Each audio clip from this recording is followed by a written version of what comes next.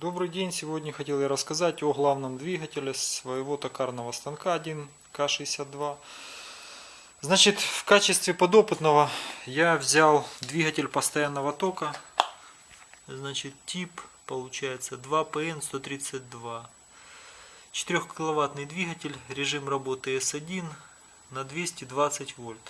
Обороты от 1500 до 4000. Вес его 95 килограмм. Тут диаметр вала уже идет 38 миллиметров. Значит, по креплению. Крепление у него лаповое. Взял 63 уголок.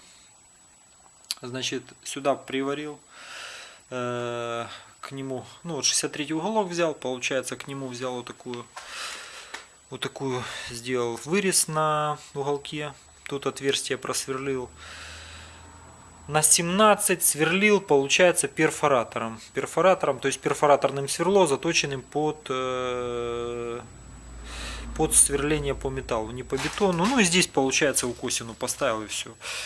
Сейчас у меня, получается, плиту положу, покажу, что получилось. Показываю, что получилось. Значит, вот один болт прикручен. Здесь получается в плите нарезана резьба М16. И второй болт вон ниже, с ответной стороны гайка приварена для удобства крепежа. Эти два болта получается симметрично с противоположной стороны точно так же прикручены на 4 болтах. Значит, дальше хотел поговорить по этому двигателю. Щеточный узел. Можно посмотреть мощные щетки. Вот его схема включения этого двигателя. Значит, у нас здесь независимое возбуждение. Ш1, Ш2 это обмотка возбуждения. Якорная обмотка это Я1, Д2. Это сюда мы будем подключать напряжение на якорную обмотку. Значит, по схемам включения. Давайте пройдемся по схемам включения. Значит, Первая была собрана вот такая схема на советской схемотехнике. Вот это ферритовое, получается, кольцо стоит. Советские, получается, транзисторы. Она не работает. Когда мы начали, вот она собрана, я вам покажу ее, на тиристорах. Тиристоры 25 амперные.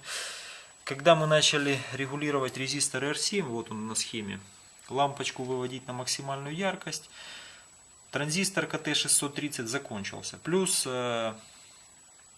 сама лампочка моргала, то есть не было такого, как ну, такое ощущение, как лампочку включают через один диод в подъездах для того, чтобы она не перегорала. То есть лампочка так себя вела. И на максимальную яркость я ее не вывел, схема сгорела. Я ее убрал в сторону и начал собирать другую схему. Вот я начал собирать другую схему. Значит, вот эта схема. У нее есть один недостаток. Вот этот конденсатор нужно ставить емкостью 470 микрофарад для того, чтобы работала схема плавного пуска. Тогда она будет работать. В качестве семистра здесь использован 25 амперный советский семистр, но мы будем использовать VTA, вот этот 41 на 600. И схема будет работать. По выводам, по ножкам семистра это правильное расположение. Теперь другой момент. У нас, если мы включаем двигатель, потом мы его выключили и опять хотим включить, у нас этот конденсатор, но это минус этой схемы, этот конденсатор не успеет разрядиться на резисторе R1. Для этого нам надо будет поставить реле, которое мы нормально замкнутые контакты подключим параллельно этому конденсатору, для того, чтобы, когда питание у нас на выходе здесь пропадает, у нас контакты нормально замкнутые, получается, становятся в свое положение замкнутое, и конденсатор разряжают. Таким образом схема будет работать. Дальше мы идем, это у нас семистр. Семистр у нас не выпрямляет ток. После этой схемы еще пришлось ставить диодный мост. Значит, показывают диодные мосты. Значит, вот два диодных моста. Это 35 амперные диодные мосты. Вот их маркировка. Значит, один диод идет на обмотку возбуждения, второй диод идет на якорную обмотку через вот эту схему, которую я собрал, плавного пуска. Значит, давайте пройдемся по этому двигателю по плюсам. В чем его плюс? Плюс его в том, что у нас идет мягкий старт. У нас он спокойно включается от однофазной сети, и цена. Цена, он стоит столько, сколько стоит обычный асинхронный двигатель на 7,5 киловатт. Купил я его за 3000 гривен. Люди их боятся, почему? Потому что у них, ну, никто не знает, как их включать. То есть схему включения никто не знает. Выводов тут уйма. Вот схема включения. Выводов получается сколько? 5 выводов. И есть двигатели на 6 выводов. Есть двигатели еще больше. То есть еще тахогенераторная обмотка, еще 2 вывода. То есть вот эти получается сколько тут? 5 и плюс еще 2. То есть еще добавляется 7 выводов, и никто не знает, как включать, люди их боятся. Плюс те, кто покупает двигатели, думают, мы через конденсатор включим и будет нам счастье. Значит, плюс его в чем? Цена и легкий пуск для сети в 220 вольт. Значит, другой момент. Теперь идем по нагрузке по валу, на валу. Значит, я выписал со справочника АИР. Это трехфазный двигатель 7,5 киловатта на 1500, дает момент 50 ньютонов на метр. То есть это, другими словами, 55 килограмм на метре он может держать.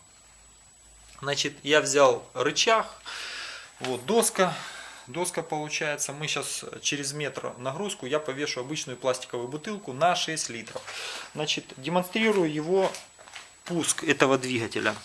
Включаю, вот сейчас покажу вам в розетку, вот сейчас включаю, резко я переведу на якорь, на коллектор. То есть покажу вам, искры есть, нету там. Вот включил, так смотрим, запустился двигатель.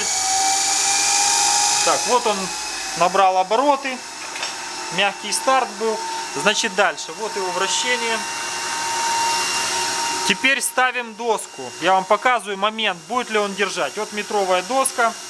Тут уже пробы были, воды налил, так что извините за условия.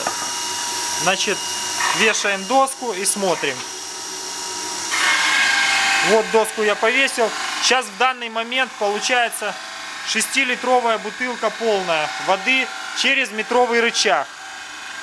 Включена. Значит, теперь я сейчас вас поставлю, покажу напряжение на обмотке возбуждения и на якорной обмотки. Что получается?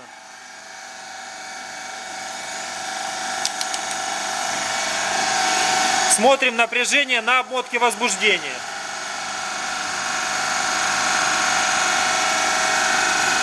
Видим, 193 вольта упало напряжение. Теперь на якорной обмотке.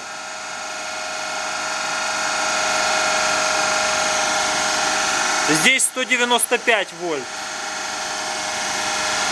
Ну, вот такое получается добро. Сейчас выключу. Обороты падают, но я бы не сказал, что они падают. Ну, может, процентов на 10. У меня тахогенератора нету. Тахогенератора у меня нету, поэтому, ну, сейчас останавливается он. Не тахогенератора, а тахометра у меня нету. Померить, взять напряжение. Не напряжение, а обороты. Значит, что хотел сказать. Ну, я его поставлю, то есть все будет нормально. Схема будет хорошо работать. Это уже освещал информацию Игорь Сухов. Ну, теперь я, может, что-то вам добавил полезное и понятное. Так что, у кого однофазная сеть, рекомендую ставить такие двигателя. Схема простая. По, получается, нагрузке на валу, ну, поймите правильно, то есть если 7,5 киловатт получается 1500, 5 килограмм на метре, то мы нагрузили 6 килограмм на метре, и он спокойно держит. Обороты будут изменяться, ну да, и стоял бы тут тахогенератор, можно было запитать с помощью обратной связи, поддерживать, но схема была намного сложнее. Схема, цена этой схемы, ну может гривен, не знаю, 100-150, не больше. Сборки этой схемы. Так что собирайте эти схемы, ставьте себе тоже на токарные станки, и будет вам счастье. Потому что двигатель на 7,5 киловатт или даже на 5,5 киловатт трехфазный пустить очень тяжело. Всем спасибо за внимание. До свидания.